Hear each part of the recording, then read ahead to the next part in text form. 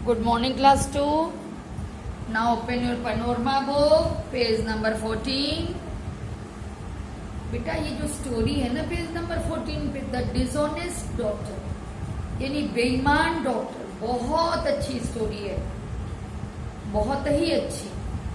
और आप लोगों ने अभी तक सुनी भी नहीं होगी इस स्टोरी को। देखिए बहुत ध्यान से सुनिएगा ना, बहुत अच्छी स्टोरी है बेटा।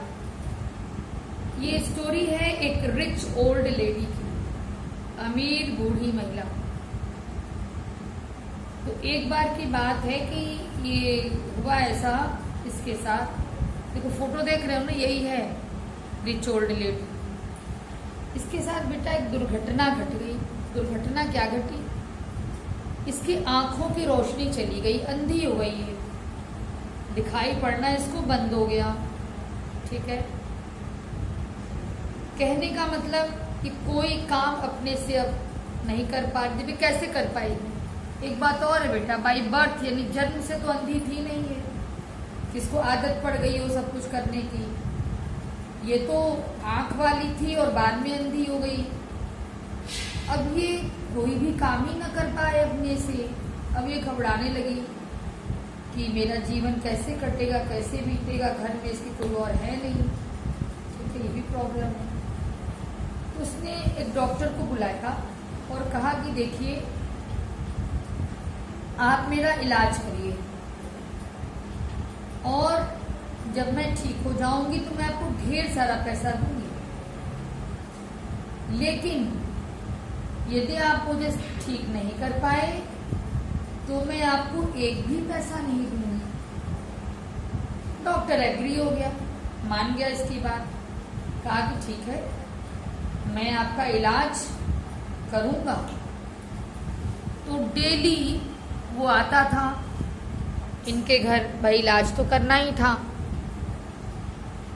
इलाज शुरू हो गया, लेकिन डॉक्टर साहब लालची बहुत थे भाई। लालची तो नहीं होना चाहिए ना, किसी भी प्रोफेशन में आप हैं। फिर डॉक्टर्स को तो एकदम भी लालची नहीं होना चाहिए। उनका तो प्रोफेशन ऐसा है कि उन्हें सेवा की भावना रखनी चाहिए।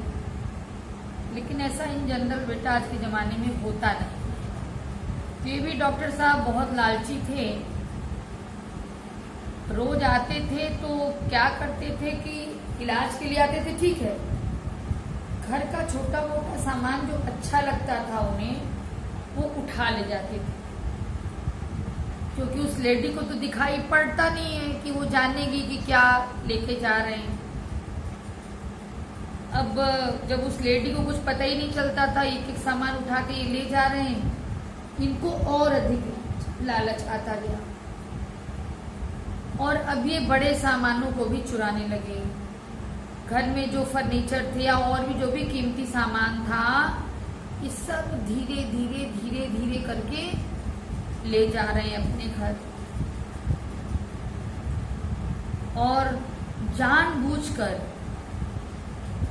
उस लेडी के इलाज में ये डिले भी किए थे, विलंब भी किए थे, क्योंकि वो सोच रहे जितना देर करूंगा उतना मुझे यहाँ आने को मिलेगा, उतने अधिक दिन तक। तो धीरे धीरे सारा सामान मैं यहाँ से उठाता जाऊंगा। खैर, एट लास्ट लेडी की आंखें सही हुई। तो वो सही कब हुई? जब सारा सामान वो गायब कर चुके। तो अब लेडी की आंखें सही हो गई। तो डॉक्टर साहब ने कहा कि भाई अब मुझे फीस दीजिए, आपने कहा था कि आप ढेर सारा पैसा मुझे देंगे। तो लेडी ने कहा कि वो तो सही है, लेकिन मैं तुम्हें फीस इसलिए नहीं दूंगी क्योंकि मेरी आंखें अभी पूरी तरह से ठीक नहीं हुई। ठीक है, समझ रहे हो ना बात को? लेडी ने क्या कहा कि मेरी आंखें पूरी तरह से ठीक नहीं हुई हैं, इसलिए मैं तुम्हें फीस अभी नहीं दूंगी। अब डॉक्टर ने इसके खिलाफ केस कर दिया कोर्ट में। तो जज ने पूछा इस लेडी से, फीस क्यों नहीं दे रही हो? तो उसने बताया कोर्ट को कि जज साहब, मेरी आंखें तो पूरी तरह ठीक ही नहीं हुई हैं और यही तय हुआ था कि मेरी आंखें पूरी तरह से ठीक हो जाएंगी तो मैं इनको फीस दूंगी।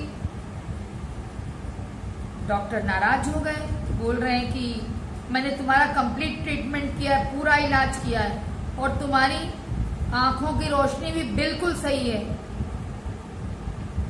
तब ओल्ड लेडी ने डॉक्टर से कहा कि मैं कैसे, हो बेटा ध्यान से सुनना, यहीं पर है काम की बात। ओल्ड लेडी ने डॉक्टर से कहा कि मैं कैसे मानूं कि मेरी आंखें सही हो गई, क्योंकि मुझे तो वो तमाम चीजें नहीं दिखाई पड़ रही, वो तमाम फर्नीचर नहीं दिखाई पड़ रहे हैं और भी कीमती चीजें नहीं दिखाई पड़ रही जो मेरे घर में थी।